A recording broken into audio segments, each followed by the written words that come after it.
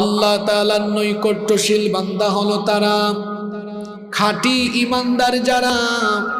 আল্লাহর নৈকট্যশীল বান্দায় পরিণত হতে হলে, আল্লাহর প্রিয় বান্দা হতে হলে আপনাকে ঈমানদার হতে হবে। এজন্য রব্বুল আলামিন কোরআনুল কারীমের 34 নম্বর সূরা সূরা সাবা এর 37 নম্বর আয়াতে বললেন, ওয়ামা আমওয়ালুকুম ওয়ালা আওলাদুকুম বিল্লাতি তুকাররিবুকুম ইনদানা যুলফা ইল্লা মান আমানা ওয়া আমিলা সলিহান। আল্লাহ তাআলা বলছেন, তোমাদের ধন সম্পদ, সন্তান সন্ততি, এগুলোর মাধ্যমে তোমরা আমার নিকটবর্তী হতে পারবে না, বরং আমার নিকটবর্তী হবে তারা ঈমান এনে নেক আমল করে যারা আমার নিকটবর্তী হলো তারা। তাহলে আল্লাহর নিকটবর্তী হওয়ার জন্য এক নম্বরে যে জিনিসটা লাগবে, জোরে বলেন সেটার নাম কি? আরো জোরে বলেন। এখন আপনারা হয়তো বলবেন, হুজুর এই এক নাম্বার পয়েন্ট আমাদের সাথে কমন পড়ে গিয়েছে, আমরা তো সবাই ঈমানদার। ঈমান শুধুমাত্র মুখ দিয়ে ঘোষণা দেওয়ার নাম নয়, বরং তিনটা জিনিসের নাম হলো ঈমান। জোরে বলেন তো, কয়টা জিনিসের নাম ঈমান?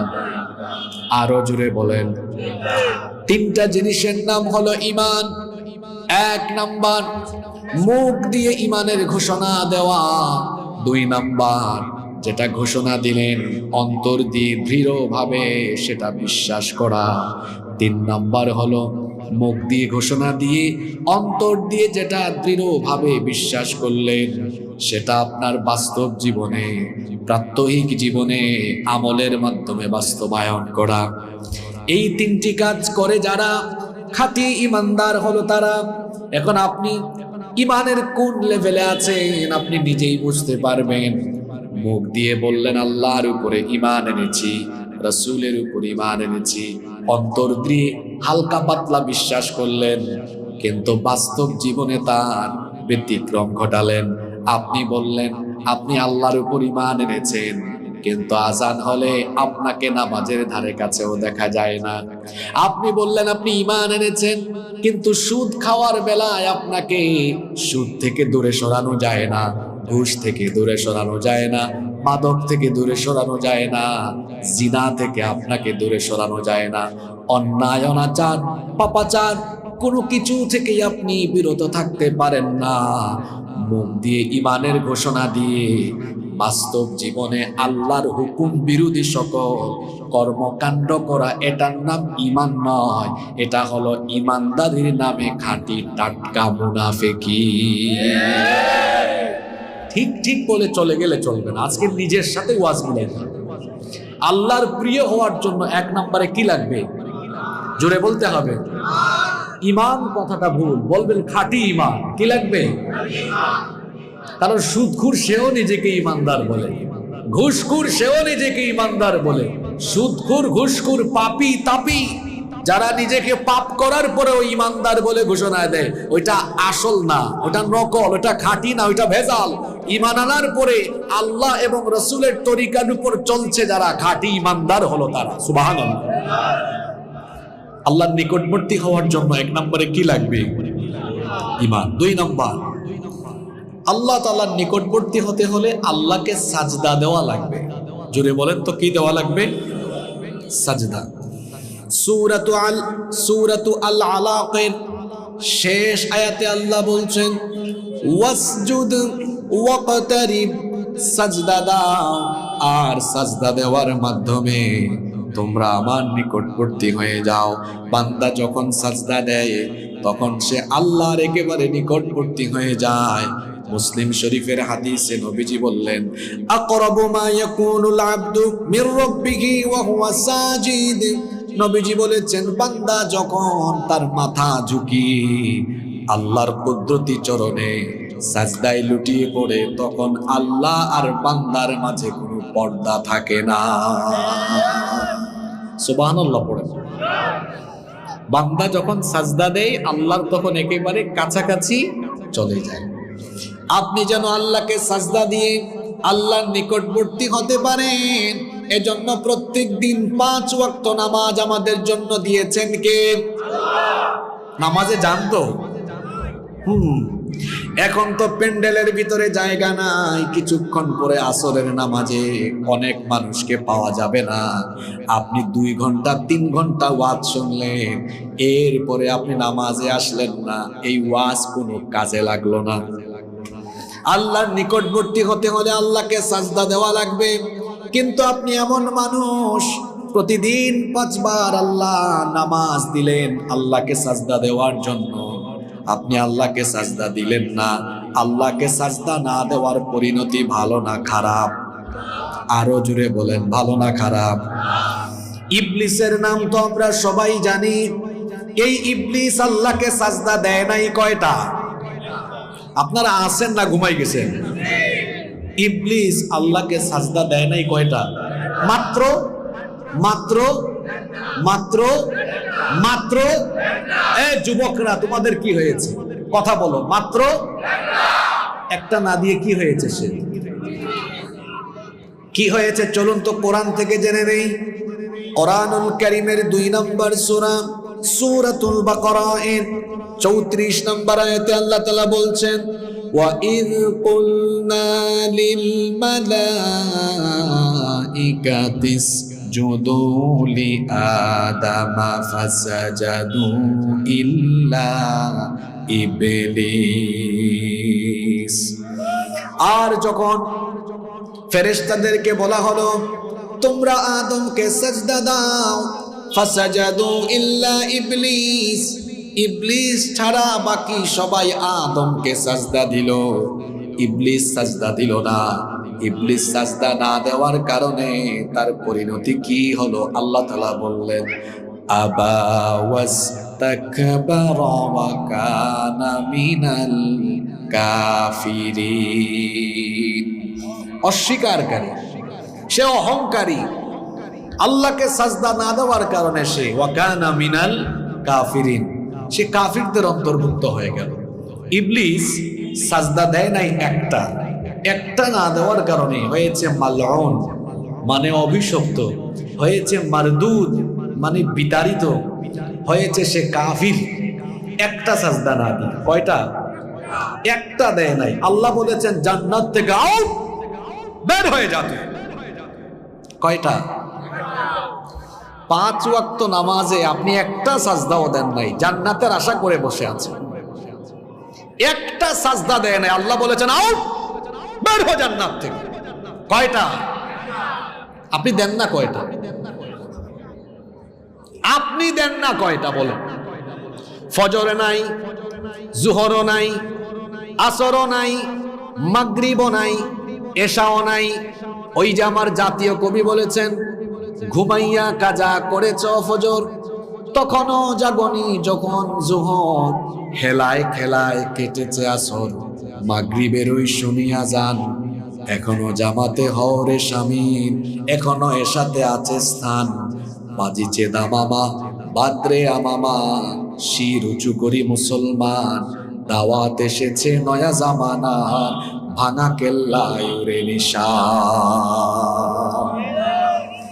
তিনি যেন কবিতার প্রত্যেকটি লাইনে আমার আপনার জীবনের বাস্তবতা ফুটিয়ে তুলেছে। ফজরের নামাজে যায় না, ঘুমিয়ে থাকে। আল্লাহর বান্দা এই চিন্তা মাথায় আনে না, আমি যে ফজর আদায় না করে ঘুমিয়ে থাকলাম, জোহরের আগে আমার জানাজা হওয়ার সম্ভাবনা আছে না নাই? কেমন করে ঘুমাও তুমি, কেমন করে ঘুমাও তুমি, ফজর করে কাজা, এমন তো হতে পারে জোহরে জানাজা। হতে পারে কি পারে না? তো হতে যদি পারে তো ফজরের সাজদাগুলো মিস গেল কেন? জোহরের সাজদাগুলো মিস গেল কেন? আপনাদেরকে একটু আগে প্রশ্ন করলাম, সবাই এক বাক্যে জবাব দিয়েছেন, আপনারা সবাই আল্লাহর নিকটবর্তী হতে চান নাকি চান না? সবাই চায়, সবাই জান্নাত চায়, জান্নাতে যাওয়ার জন্য মসজিদে যেতে চায় না। আপনারা সবাই আল্লাহর নিকটবর্তী হতে চান, ভালো কথা। তাহলে আল্লাহকে সাজদা দেন না কেন? আল্লাহকে সাজদা দেওয়ার জন্য প্রত্যেক দিন তো আল্লাহ 5 ওয়াক্ত নামাজ দিলেন। এই 5 ওয়াক্ত নামাজে গিয়ে আল্লাহকে যখন সাজদা দিবেন, অহংকার তখন মাটির সাথে মিশে যাবে। যারা প্রত্যেক দিন 5 ওয়াক্ত আল্লাহকে সাজদা দেয় না, এরা হলো আসমানের নিচে জমিনের উপরে সবচেয়ে বড় অহংকারী। এরা অহংকার করে কার সাথে? আস্তে বলবেন না, জোরে বলেন, কার সাথে?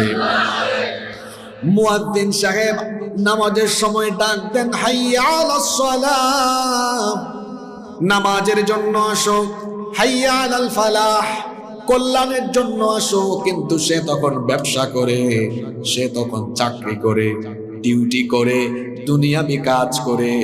অথচ আল্লাহ কোরআনে কারিমে বলেছেন, ইমানদার হলো তারা ব্যবসা বাণিজ্য বেচা কেনা সকল কাজকর্ম থেকে নামাজের সময় বিরত থেকে নামাজে হাজির হয়ে যায় যারা। এজন্য আল্লাহ বললেন, রিজালুন লা তুলহিহিম তিজারাতুন ওয়ালা বাইউন আন যিকরিল্লাহি ওয়া ইকামিস সালাহ। আল্লাহ তাআলা বলছেন, মুমিন তো সেই ব্যক্তি যাদের স্বভাব হলো তাদের ব্যবসা বাণিজ্য বেচা কেনা, এগুলো তাদেরকে আল্লাহর জিকির এবং সালাত আদায় করতে কখনো দূরে রাখে না। অর্থাৎ তাদের কাছে কাজের চাইতে নামাজ বড়। কিন্তু আমাদের মধ্যে অনেক মানুষ আছে, নামাজের সময় বলে আমার কাজ বড়, নামাজ পড়ে আগে আমার কাজ। অথচ আল্লাহ শিখিয়েছেন, বান্দা আগে তোমার নামাজ, এরপরে তোমার কাজ। আল্লাহর নিকটবর্তী হতে হলে আল্লাহকে সাজদা দিতে হবে। আর নবীজি বলেছেন, বান্দা যখন সাজদায় লুটিয়ে পড়ে তখন বান্দা কাছাকাছি চলে যায়, আল্লাহর নিকটবর্তী হয়ে যায়। নামাজে যখন আমরা দাঁড়াই, আমরা যে আসলে আল্লাহর গোলাম, এই প্রমাণটা সেখানে পাওয়া যায়। সেখানে কোনো অহংকার দেখা যায় না, অহংকার মাটির সাথে মিশে যায়। দেখুন তো নামাজে আমরা কিভাবে দাঁড়াই। আওয়াজ করছে না, মাইক কোনো মাইক আওয়াজ করছে, গলাটা আওয়াজটা পাই, একটা আওয়াজ হরেন বাজছে। আচ্ছা, আমি তো কথা বলছি, এখন মাইক যদি আওয়াজ বড় করতে না পারে, এটা আমার দোষ না মাইকের দোষ? বলেন তো আপনারা। না, আমার ভয়েস কমে নাই ভাইজান। মাইক আওয়াজকে কি করে আপনারা বলেন তো? আপনারা আমার কথা বুঝেন না? মাইকের কাজ কি? জি, আওয়াজ বাড়ানো। মাইকের কাজ কি মানুষের গলা করে? আমি তো আমার মতোই কথা বলছি, এখানে এভাবে তো আমি সব জায়গায় কথা বলি। এখন অপারেটর যিনি আসছেন, এমনি সময় কম, তো আমি সময় নষ্ট করতে চাই না। তার সেটআপমেন্টে কিছু মিস্টেক আছে, যেটা আমি ধরতে পেরেছি। অপারেটর যে আসছে, ও মনে হয় মিক্সার বেছে আনে নাই। কিরে অপারেটর ভাই, মিক্সার আনছেন আপনি? কই অপারেটর? না না, আপনাকে না, ওই যে অপারেটর, ও মিক্সার আনে নাই তো। ও মিক্সার না আনলে সাউন্ড এখানে ভাইজান বুঝতে পারি না। দেখছেন, রূপ ধরছে তো। আমি চাই নাই মাইকম্যানকে কমিটি দিয়া পিঠা খাওয়াবো, এই জন্য বলি নাই। আমি চুপচাপ আছি, সাইলেন্ট আছি। এখন আর হবে না, ও আনে নাই। আপনারা তো সবাই জানেন, মিক্সার ছাড়া সাউন্ডকে অ্যাডজাস্ট করা যায় না, এটা স্মুথ করা যায় না, এটা এরকমই থাকবে। এখন চিল্লাইয়া তো ইয়ে হবে না। চিল্লাইলে যারা শ্রোতা, অনেকে বলে না, কি হুজুর একটা আছে খালি চিল্লায়। আমি যে ভয়েসে কথা বলছি, মিক্সার মেশিন থাকলে এমনি মানুষের খালি ভালো লাগতো। কথা বুঝতে পেরেছেন তো? মাইকের কাজ আওয়াজ বড় করা, আমি তো চিল্লাইতে পারবো না। আমার কথাকে কষ্ট পেয়েছেন আপনারা? খুব সুন্দর একটা জায়গায় ছিলাম, আমাকে একটু আপনারা সহযোগিতা করেন। বলছিলাম, আল্লাহর নিকটবর্তী হতে হলে কি দিতে হয়? সাজদা। আর সাজদা দিলে নামাজে দাঁড়ালে আর অহংকার থাকে না। কেমনে থাকে না দেখেন, আমরা দাঁড়াই কেমনে? দাঁড়াই তো গুলামের মতো, সারেন্ডার করে আসামের মতো দাঁড়াই। কেমনে দাঁড়াই আমরা বলেন তো? 2 হাত হয় কান বরাবর, কান পর্যন্ত, বা কাঁধ বরাবর আমরা তুলি। এই যে তুললাম, মনে হয় যেন গোলাম তার মালিকের সামনে সারেন্ডার করে আসামির মতো দাঁড়িয়ে গিয়েছে। আল্লাহু আকবার। অহংকারটা কোথায় যায়? কিছুক্ষণ পর ইমাম সাহেব নামাজে তিলাওয়াত করছেন, আর সকলেই ইমাম মুসল্লি সবাই কুমু লিল্লাহি কানিতিন, বিনয়ী হয়ে মাথাটা নত করে দিয়ে দাঁড়িয়ে আছে। যখন আল্লাহু আকবার বলে রুকুতে গেলেন, মাথাটা ঝুঁকিয়ে দিল। আল্লাহ বলছেন, রাখো, তোমার অহংকার আমি একদম শেষ করে দিব। কিছুক্ষণ পরে যখন ইমাম সাহেব আল্লাহু আকবার বলে সবাইকে নিয়ে সাজদায় যান, তখন আমাদের কপাল, নাক, যে কপাল নাক মাথা উঁচু করে জমিনে হাঁটাহাঁটি করি, সাজদার সময় কপাল নাক একেবারে নত করে দিয়ে আল্লাহর কুদরতি চরণে আমাদের মাথা লুটিয়ে পড়ে। সুবহানাল্লাহ। অহংকার থাকে? আর জোরে বলেন, থাকে? থাকে না। এজন্য নবীজি বলেছেন, বান্দা যখন নামাজে সাজদায় লুটিয়ে পড়ে, তখন সে আল্লাহর একেবারে কাছাকাছি চলে যায়। আল্লাহর নবী বলেছেন, যখন তুমি আল্লাহর কাছাকাছি চলে যাও, তখন তুমি আল্লাহর কাছে বেশি বেশি চাও, বেশি বেশি দোয়া করো। এটা বুঝাবার জন্য আপনাকে একটা এক্সাম্পল দেই, উদাহরণ দেই। প্রধানমন্ত্রী অথবা রাষ্ট্রপতির সাথে আমার আপনার মতো মানুষ কি চাইলেই দেখা করতে পারবে? মনে করেন স্বরাষ্ট্রমন্ত্রী, তিনি এই বেনাপুলের এই শাদিপুরে হঠাৎ করে আসলেন, তো আপনারা যদি ওনার কাছাকাছি যাওয়ার সুযোগ পান, তখন কি আপনাদের দাবি দাওয়াগুলো সাথে সাথে তুলে ধরবেন না? ধরবেন। যখন মানুষ কোনো বিশিষ্ট জনের কাছে যায়, তার দাবি দাওয়া তখন তুলে ধরে। এখন আল্লাহর চাইতে তো বড় কেউ নাই। আমি যখন সাজদায় আল্লাহর কাছাকাছি চলে যাচ্ছি, এই সময়টাই তো আমার চাওয়ার সময়, ঠিক কি না? এজন্য নবীজি বলেছেন, ফাকফিরু ফিহি দুআ, সাজদার সময় যেহেতু তুমি আল্লাহর কাছাকাছি চলে যাও, তখন তুমি আল্লাহর কাছে বেশি বেশি দোয়া করো। কারণ সাজদার সময় বান্দার দোয়া যিনি কবুল করেন, জোরে বলেন, তিনি কে? আল্লাহর নবী যখন সাজদায় যেতেন, তখন তিনি দোয়া পড়তেন, আল্লাহুম্মা গফিরলি যামবি কুল্লাহ দিক্কাহু ওয়া জিল্লাহু ওয়া আউওয়ালাহু ওয়া আখিরাহু ওয়া আলানিয়াতাহু ওয়া সিররাহু। আমরা সাজদায় গেলে তাড়াহুড়া করি, আমরা সাজদায় যাওয়ার পরে কত তাড়াতাড়ি সাজদা দিব সেই চেষ্টা করি। আর আল্লাহর নবী সাজদার মধ্যে দোয়া করতেন, আমরা শুধু করি সুবহান রাব্বিয়াল আলা, এতটুকু শুদ্ধ করে বলি না? বুঝেন নাই? কিছু কিছু মানুষ রুকু সাজদা এত তাড়াতাড়ি দেয়, এত দ্রুত দেয়, দেখলে মনে হয় যেন এত নামাজ না, মনে হয় যেন দেশি মুরগি চালের দানা যেভাবে ঠুকর ঠুকর দিয়ে খায়, ঠিক ওই স্টাইলেই রুকু সাজদা দ্রুত গতিতে হচ্ছে। এরকম আছে না? আল্লাহর নবী বলেছেন, আসওয়াউস সারিকা আল্লাযী ইয়াসরিকু মিন সালাতিহি, সবৃষ্ট চোর হলো যে নামাজের মধ্যে চুরি করে। সবচেয়ে নিকৃষ্ট চোর হলো নামাজ চোর। সাহাবীরা তখন বললেন, ওয়া কাইফা ইয়াসরিক সালাতাহু ইয়া রাসূলুল্লাহ, সবাই পড়েন সাল্লাল্লাহু আলাইহি ওয়াসাল্লাম, নামাজ আবার চুরি করে কেমনে? নামাজ চোর কারা? আল্লাহর নবী বললেন, নামাজ চোর হলো তারা নামাজে রুকু এবং সাজদার মধ্যে তাড়াহুড়া করে যারা। রুকু সাজদায় তাড়াহুড়া করে যারা, কি চোর তারা? জোরে বলেন। আমরা কি তাড়াহুড়া করব? তাড়াহুড়া করবেন না, ধীরে স্থির ভাবে সাজদা দেন। এটা তো আনন্দের ব্যাপার, মজা লাগার ব্যাপার। আমি সাজদায় গেলাম, আমার আল্লাহর কাছে চলে গেলাম, এটা তো বান্দা হিসাবে আমার কাছে বড় ভালো লাগার ব্যাপার, কারণ আমি আমার আল্লাহর কাছাকাছি চলে গেলাম। সুবহানাল্লাহ। আপনি যেন আল্লাহর কাছাকাছি যেতে পারেন, আল্লাহর প্রিয় বান্দা হতে পারেন, সেজন্য 5 ওয়াক্ত নামাজে সাজদার ব্যবস্থা যিনি করেছেন তিনি কে? আল্লাহর নিকটবর্তী হতে হলে 2 নম্বরে কি বলেছি? আল্লাহকে কি দেওয়া লাগবে? সাজদা দেওয়ার জায়গা কোথায়? জোরে বলেন। নামাজ। সাজদার জায়গা কোথায়? নামাজ। এই নামাজের খবর নাই। ইবলিস একটা সাজদা দেয় না, কাফির হয়েছে। একটা না দিয়ে আপনি কয়টা দেন না? আল্লাহর নবী বলেছেন, মান তারাকা সালাতা মুতাআম্মিদান ফাকাদ কাফারা জিহারান, যে ব্যক্তি ইচ্ছে করে নামাজ ছেড়ে দিল সে সরাসরি আল্লাহর সাথে কুফরি করলো। নামাজ ছেড়ে দেওয়া মানে হলো আল্লাহর সাথে কুফরি করা।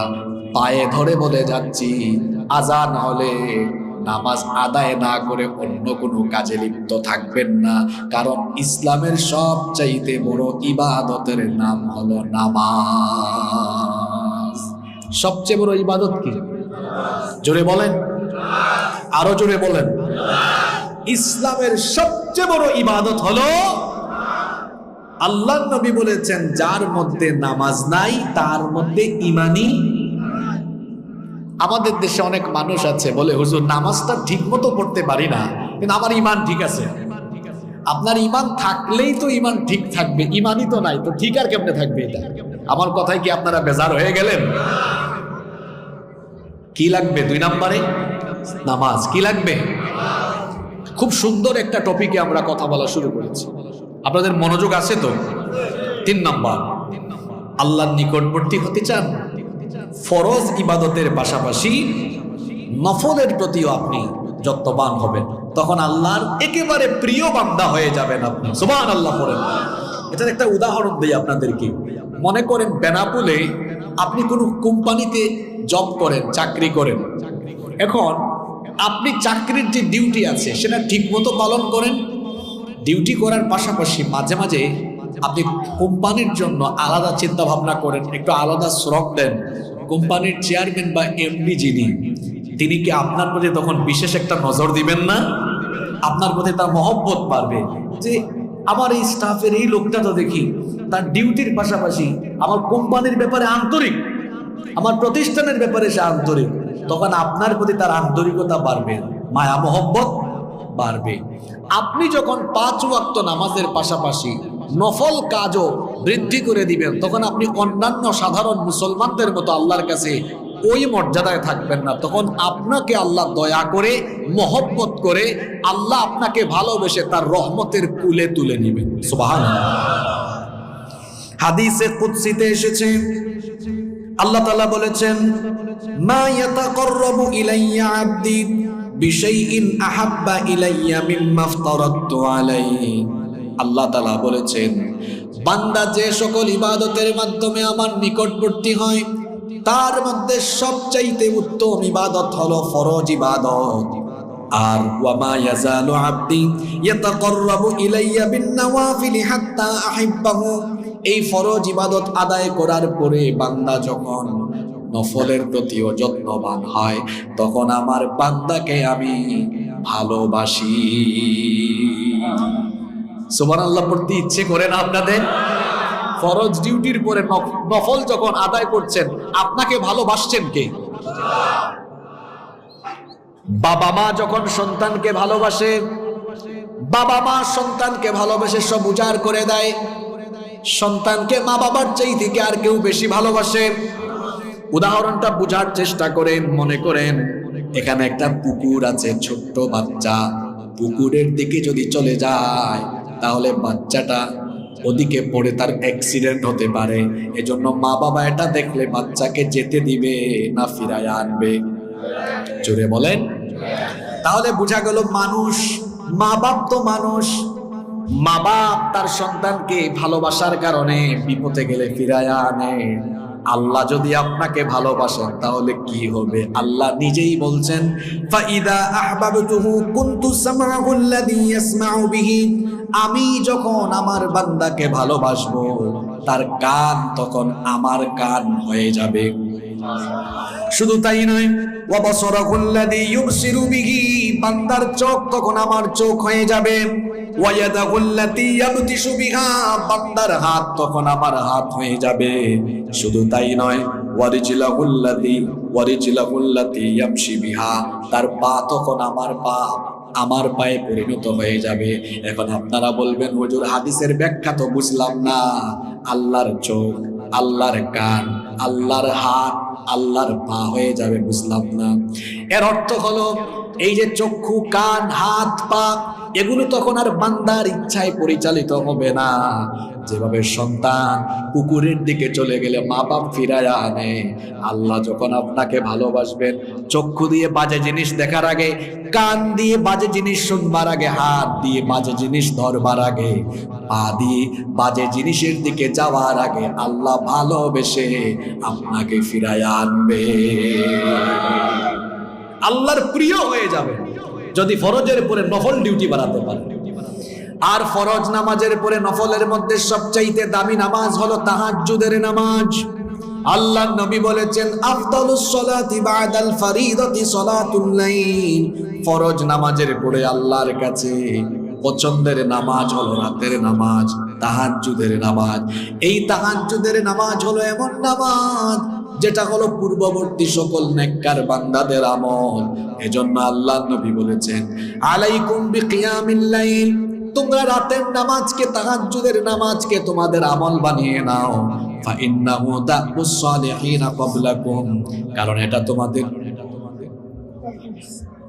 আচ্ছা, আজান হচ্ছে, আমরা তাহলে আজানের পরে আবার শুরু করবো ইনশাআল্লাহ। আলোচনা তো চলমান থাকবে, তাই না? আচ্ছা, নামাজ যদি 15 মিনিট 20 মিনিট লেট করে হয়, আপনাদের আপত্তি আছে? কষ্ট পাবেন? তাহলে বসেন, কেউ উঠাউঠি করবেন, আজানটা শেষ হোক। 3 নম্বরে কি বলেছিলাম মনে আছে আপনাদের? নফলের মধ্যে সবচেয়ে দামি ইবাদত কি? যদি বলেন। আল্লাহর নবী বলেছেন, আলাইকুম বিকিয়ামিল লাইল, রাতের নামাজ, তাহাজ্জুদের নামাজকে তোমরা তোমাদের আমল বানিয়ে নাও। ফাইন্নাহু দাবুস সালিহিনা ক্বাবলাকুম, কারণ এটা তোমাদের পূর্ববর্তী সকল নেককার ব্যক্তিদের আমল ছিল। ওয়া হিয়া কুরবাতুন ইলা রাব্বিকুম, যদি এই নামাজকে তোমাদের আমলে পরিণত করতে পারো, তোমাদের রবের তোমরা নিকটবর্তী হয়ে যেতে পারবে। এই নামাজ আপনাকে আল্লাহর রবের নিকটবর্তী করে দিবে। আলোচনার জন্য সুন্দর একটি পরিবেশ আপনারা নিশ্চিত করবেন। ডানে বামে পিছনে যাতে কোনো সাউন্ড না হয়, স্বেচ্ছাসেবকরাও একটু ডান বাম খেয়াল করবেন। আর আপনারা যারা আয়োজন করেন, আপনারাও নীরবে বসবেন, যারা আসেন তারাও নীরবে শুনবেন। তাহলে আলোচনা থেকে অনেক ফায়দা পাওয়া যাবে। নইলে একটা আয়োজন হবে লক্ষ লক্ষ টাকা খরচ করে, কিন্তু এখান থেকে কোনো অ্যাচিভমেন্ট, কোনো অর্জন আসবে না। তো কোনো অর্জন যদি না থাকে, তাহলে তো এই মাহফিল আয়োজন করে আমাদের কোনো ফায়দা হবে না। আমার কথা কষ্ট পেয়েছেন? 4 নাম্বার, আল্লাহর নিকটবর্তী হতে হলে আল্লাহর জিকির নিজের মধ্যে ইনস্টল করতে হবে। আল্লাহর জিকির, জিকির মানে আমাদের দেশের মানুষ মনে করে হুপ হুপ, বসেন, দাঁড়ান, লাফান, এগুলো মনে করে জিকির। জিকির তো আরবি শব্দ, এর মানে হচ্ছে আল্লাহর স্মরণ। আল্লাহর স্মরণ এটা এমন একটা জিনিস, আল্লাহর স্মরণ যদি কারো মধ্যে থাকে, ওই ব্যক্তি গুনাহ থেকে নিজেকে সেফ রাখতে পারবে। সুবহানাল্লাহ। কিভাবে সেফ রাখতে পারে? হাতের মধ্যে মোবাইল আছে, গভীর রাতে একা রুমে, এখন সে চাইলে আজে বাজে জিনিস দেখতে পারে, পর্নোগ্রাফি দেখতে পারে, নাটক বা সিনেমা দেখতে পারে। কিন্তু কারো মধ্যে যদি আল্লাহর জিকির থাকে, আল্লাহর স্মরণ থাকে, তখন সে ভাববে, আমার একাকী রুমে আমি মোবাইলে আজে বাজে যে কাজ করছি সেটা আমার মা বাবা ভাই কেউ হয়তো দেখছে না, কিন্তু সবকিছু যিনি দেখছেন তিনি কে? আল্লাহর জিকির নিজের মধ্যে থাকলে বান্দা কখনো বিপথে যাবে। নাম্বার 5, আল্লাহর নিকটবর্তী হওয়ার 5 নাম্বার আমল হলো দোয়া। দোয়ার মাধ্যমে অসাধ্য সাধ্যের ভেতরে চলে আসে। আল্লাহ তাআলা কোরআনে কারিমে বলছেন, ওয়া ইযা সাআলাকা ইবাদি আন্নী ফাইন্নী করিব উজিবু দাওয়াতাদ দাঈ ইযা দাআন فَلْيَسْتَجِيبُوا لِي وَلْيُؤْمِنُوا بِي لَعَلَّهُمْ يَرْشُدُونَ। আল্লাহ তাআলা বলছেন, ও নবী, আমার বান্দারা যখন আমার সম্পর্কে আপনাকে জিজ্ঞেস করে আপনি জবাব দেন ফাইন্নী করিব, আমি তাদের নিকটে আছি। উজিবু দাওয়াতাদ দাঈ ইযা দাআন, আহ্বানকারী যখন আহ্বান করে, কোন ব্যক্তি যখন দোয়া করে আমাকে ডাকে, সে যেন জেনে রাখে সে আমাকে তার নিকটে পেয়ে যাবে। সুবহানাল্লাহ। সারাদিন যায়, কয়বার আল্লাহকে ডাকেন আপনি? কতবার চান? নবীজি বলেছেন সালুল্লাহ মিন ফাদলি ফাইন্নাল্লাহা ইউহিব্বু আন ইউসআল, আল্লাহর অনুগ্রহ তালাশ করো, আল্লাহর কাছে চাও, কারণ আল্লাহর কাছে চাইলে যে ব্যক্তি চায় আল্লাহ তার উপরে খুশি হয়ে যান। সুবহানাল্লাহ। যে ব্যক্তি চায় না, মাল্লাম ইয়াসআলিল্লাহ ইয়াগদাব আলাইহি, যে ব্যক্তি আল্লাহর কাছে চায় না আল্লাহ তার উপর বেজার, আল্লাহ তার উপর অখুশি হন। দুনিয়ার মানুষের কাছে এক দুইবার চাওয়ার পরে পরের বার গেলে সে অখুশি হয়, কিন্তু আল্লাহর কাছে আপনি চাইলে আল্লাহ অখুশি হন না, বরং আল্লাহর কাছে বান্দা যতবার চায় ততবার আল্লাহ বান্দার উপর খুশি হয়ে যান। সুবহানাল্লাহ। পার্থক্য দেখেছেন? আপনি জানতো আপনার এলাকার আব্দুল করিম সাহেবের কাছে আজকে যান দিবে, আগামীকাল যান দিবে, পরের দিন বাড়ির দারোয়ানকে বলবে এই অমুককে আমার গেটের আশপাশে দেখলে বিদায় করে দেবে। কিন্তু আল্লাহ তাআলার কাছে আপনি চাইলে আল্লাহ আপনাকে নিয়ে ফেরেশতাদের সমাবেশে গর্ব করেন। দেখ, আরাফার দিবসের হাদিস আছে, আরাফার দিবসে আল্লাহ দুনিয়ার আসমানের নিকটবর্তী হন, যখন ধনী ধনী লোকেরা কাপড় চোপড় খুলে সাদা দুই টুকরা কাপড় পরে যায়, আল্লাহ বলেন দেখ আমার বান্দাকে, দেখ তার সকল অহংকার অহমিকা দূর করে সে দুই টুকরা কাপড় পরে ধুলুমলিন বদনে উস্কো খুস্কো চুল নিয়ে হাজির হয়েছে, আর আমার কাছে ভিক্ষুকের মতো আমার কাছে এসে দোয়া করছে, ফরিয়াদ করছে। দেখ ফেরেশতা, এই মানুষ বানাতে আমাকে তোরা নিষেধ দিয়েছিলেন, তাকায়া দেখ আমার বান্দা গোলাপের মতো সাইল হয়ে আমার কাছে দোয়া করছে। সুবহানাল্লাহ। আল্লাহ খুশি হয়ে যায়। এজন্য দোয়া করবেন। দোয়া এমন এক জিনিস, অসাধ্য সাধ্যের ভেতরে চলে আসে। বাচ্চা নাই, সন্তান নাই, দোয়া করেন। ইব্রাহিম আলাইহিস সালাম 86 বছরে সন্তান পেয়েছেন। জাকারিয়া আলাইহিস সালামের বন্ধা স্ত্রীর ঘরে সন্তান হয়েছে। বন্ধা নারী তো সন্তান জন্ম দিতে অক্ষম, দোয়ার মাধ্যমে সেটাও সম্ভব হয়েছে। আপনি অসুস্থ, আইয়ুব আলাইহিস সালাম 18 বছর অসুস্থ, দোয়া করেছেন, আল্লাহ সুস্থ বানিয়ে দিয়েছেন। কি বিপদে পড়েছেন বলেন আপনি? ইউনুস নবী তো মাছের পেটের ভেতরে বিপদে পড়েছিলেন, দোয়া করেছেন, আল্লাহ সেখান থেকে তাকে উদ্ধার করে দিয়েছেন। সুবহানাল্লাহ। এজন্য বেশি বেশি চাইতে হবে কার কাছে? আল্লাহর কাছে। 6 নাম্বার, আল্লাহ তাআলার নিকটবর্তী হতে চান, তাওবা ইস্তিগফার, প্রতিদিন তাওবা ইস্তিগফারের সাথে থাকবেন, ইস্তিগফার করবেন। সুযোগ পেয়েছেন আস্তাগফিরুল্লাহ, সুযোগ পেয়েছেন আস্তাগফিরুল্লাহ পড়বেন। কারণ কোরআনে কারীমে আল্লাহ বলেছেন ইস্তিগফাররত বান্দাদের উপরে আল্লাহ কখনো আযাব দেন না, গজব দেন না। সুবহানাল্লাহ। এরপরে নাম্বার 7, 7 নাম্বার, ইহসান করবেন। ইহসান মানে হলো ইবাদতগুলোকে একনিষ্ঠতার সাথে, ইখলাসের সাথে সুন্দর করে, সুচারুভাবে, গুছালোভাবে, যথাযথভাবে করা, এটার নাম হলো ইহসান। ইন্নাল্লাহা ইউহিব্বুল মুহসিনিন, আল্লাহ মুহসিনিনদেরকে ভালোবাসেন। 8 নাম্বার হলো পিতামাতার খেদমত। আল্লাহর নিকটবর্তী হতে চান, মা বাবার নিকটবর্তী হন। পৃথিবীতে মা বাবা হলেন আপনার জন্য সবচাইতে বড় নিয়ামত। মা বাপকে যারা খুশি করতে পারে নাই, আল্লাহকেও তারা খুশি করতে পারে নাই। যারা তাদের মা বাপকে আঘাত দিয়েছে, কষ্ট দিয়েছে, এদের দুনিয়াও শেষ হবে, আখিরাতও ধ্বংস হবে। মা বাবা বড় সেনসিটিভ জায়গা। মনে রাখবেন, পৃথিবীতে যারা সফল হয়েছেন প্রত্যেকেই তাদের মা বাবার খেদমত করে মা বাবার কাছ থেকে দোয়া হাসিল করেছেন। মা বাবার দোয়া যদি পেয়ে যান, জীবন সফল হয়ে যাবে। যুবক ভাইদেরকে বলবো, খবরদার মা বাবার সাথে বেয়াদবি করবেন না, মা বাবার সাথে সুন্দর আচরণ করবেন। আল্লাহর ইবাদতের পরে মা বাবার খেদমত করতে হবে, এই হুকুমটা কার?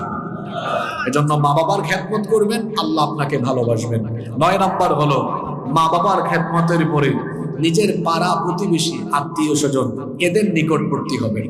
আল্লাহর নবী বলেছেন ওই ব্যক্তির উপরে আল্লাহ জাহান্নামের আগুন হারাম করে দিয়েছেন যে ব্যক্তি লিকুল্লি করিবিন লাইয়িনিন হাইয়িনিন সাহলিন আল্লাহর নবী বলেছেন নম্র ভদ্র এবং মানুষের নিকটবর্তী যে লোক মানুষের সুখে দুঃখে আপদে বিপদে পাড়া প্রতিবেশী আত্মীয় স্বজনের নিকটে থাকে আল্লাহ ওই বান্দার নিকটে থাকে সুবহানাল্লাহ।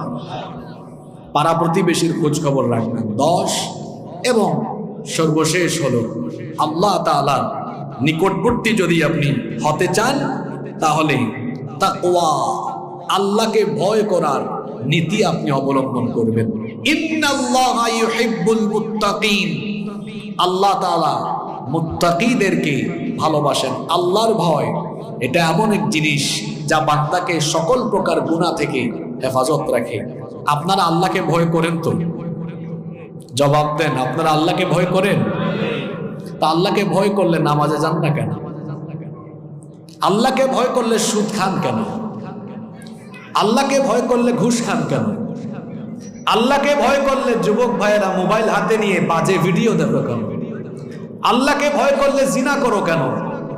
আল্লাহকে ভয় করলে মানুষের হক মাইরা খান কেন? আল্লাহকে ভয় করলে আলগা পয়সা অর্থাৎ দুর্নীতি করে খান কেন? আল্লাহকে ভয় করলে বেপরদা হয়ে ঘর থেকে বের হন কেন? তার মানে মুখ দিয়ে বলেন আল্লাহকে ভয় করেন, কিন্তু বাস্তব জীবনে আল্লাহর নাফরমানি করে শয়তানের গোলামি করেন। আল্লাহকে কেন ভয় করবেন? কারণ কেউ যেটা জানে না, কেউ যেটা দেখে না, সেটা জানেন এবং দেখেন কে? আমার মনের খবর আপনি জানেন? জানেন না। আপনার মনের খবর আমি জানি? আপনার মনের খবর আমি জানি না। আমার মনের খবর আপনি জানেন না। কেউ কারো মনের খবর না জানলেও সকলের দিলের খবর যিনি জানেন তিনি কে? কেউ যেটা দেখে না আল্লাহ সেটা দেখেন, কেউ যেটা শুনে না আল্লাহ সেটা শোনেন, কেউ যেটা জানে না আল্লাহ সেটা জানেন। এজন্য সর্বাবস্থায় দিবানিশি 24 ঘন্টা যার ভয় অন্তরে থাকা লাগবে, জোরে বলেন তিনি কি? সংক্ষিপ্ত সময়ে আল্লাহর নৈকট্যশীল বান্দা হওয়ার, নিকটবর্তী হওয়ার কয়টা আমল বলেছি? এই 10টা আমল করতে পারলেই আপনাকে আল্লাহর প্রিয় বান্দা হিসাবে আল্লাহ কবুল করে নেবেন। কয়টা আমল বলেছি? এই 10টা পয়েন্ট কার মনে আছে? মাশাআল্লাহ মাশাআল্লাহ। দেখি সাদা পাঞ্জাবি ভাই তুমি বলো তো একটু।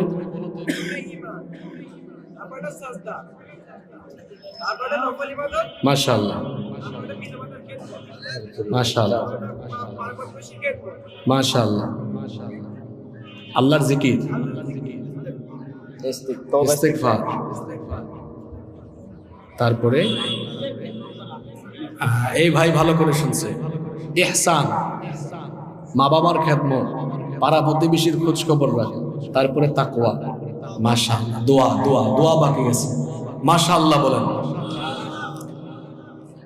এই যে কয়েকজন ভাই এরা বেশি মনোযোগী ছিল, এটা তার প্রমাণ। এদেরকে কেন জিজ্ঞেস করেছি জানেন? সেটাও বলে দিয়ে যাই শেষ মুহূর্তে। আমরা যখন ছাত্র ছিলাম, মাদ্রাসায় পড়তাম, ইউনিভার্সিটিতে পড়তাম, কিছু কিছু স্যার ছিলেন খুব সাংঘাতিক। জিজ্ঞেস করতেন, এই তোমরা বুঝছো? জি বুঝছি। কিছু কিছু স্যার বলতেন, কি বুঝছো বলো। কি বুঝছো বলো। তো ওই স্যারদেরকে সবাই ভয় পাইত যে বুঝছি বললেই তো অসুবিধা, জিজ্ঞেস করবে স্যার বা হুজুর কি বুঝছো বলো। এজন্য কিছু কিছু ছাত্র ছিল খুব কৌশলী। ক্লাসের যে পিরিয়ড থাকে 45 মিনিট, 44 মিনিট পর্যন্ত বলে বুঝি নাই, 45 মিনিটে গিয়ে বলে বুঝছি।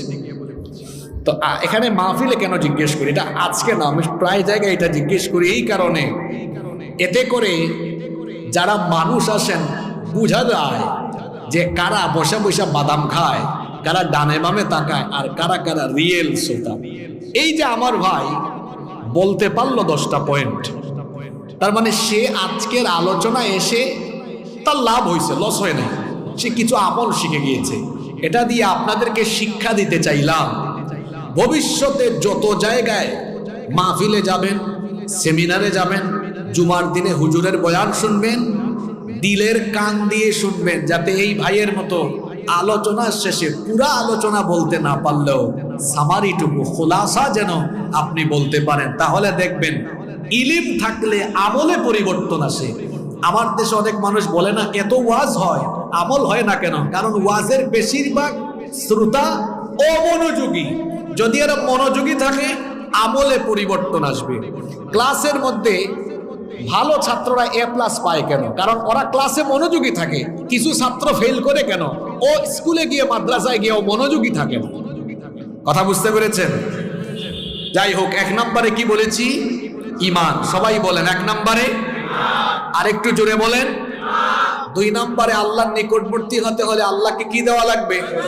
2 নম্বরে সাজদা, 3 নম্বরে নফল ইবাদত, 4 নম্বরে কার জিকির?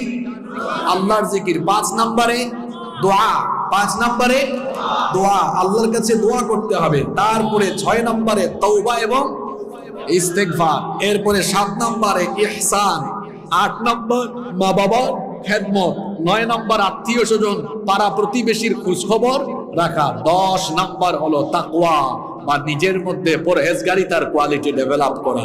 এই 10টি গুণে আল্লাহ আমাদেরকে গুণান্বিত করে দেন, বলেন আমিন। সুবহানাকাল্লাহুম্মা ওয়া বিহামদিকা আশহাদু আল্লা ইলাহা ইল্লা আনতা আস্তাগফিরুকা ওয়া আতুবু ইলাইক। ওয়াসসালামু আলাইকুম ওয়া রাহমাতুল্লাহি।